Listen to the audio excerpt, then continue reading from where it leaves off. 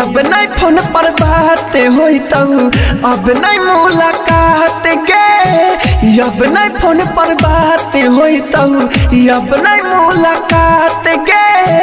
अब छपरात जाई भी पियावा के साथ गे। अब नहीं फोन पर बात होई तो अब नहीं मुलाकात गे। डीजे मुन्ना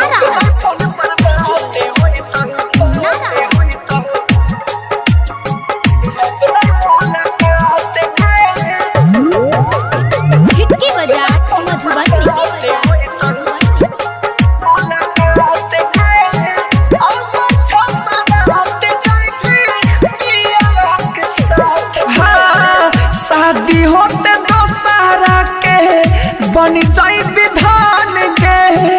कवनो अनजान बनतहु तोहरो सजान गे।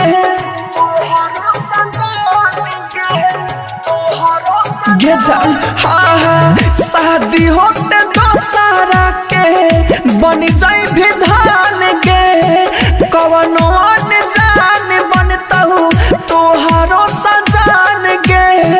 कवनो अनजान बनताऊ तोहरो सजान गे।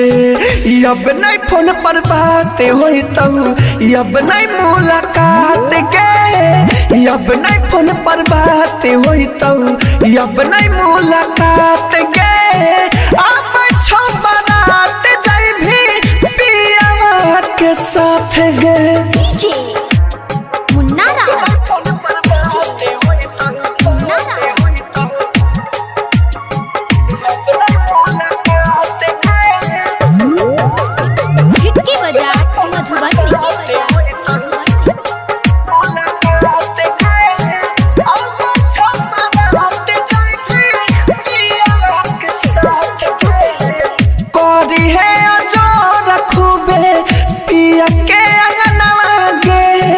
गोबिना गोला देना से तुर के बन धनवा गे।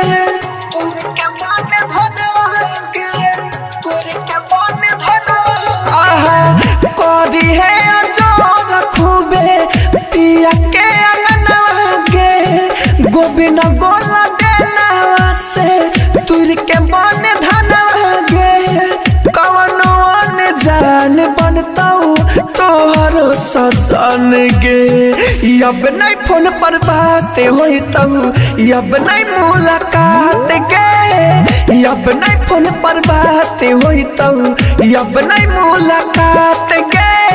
अब छपरात जाई भी पियावा के साथ गे।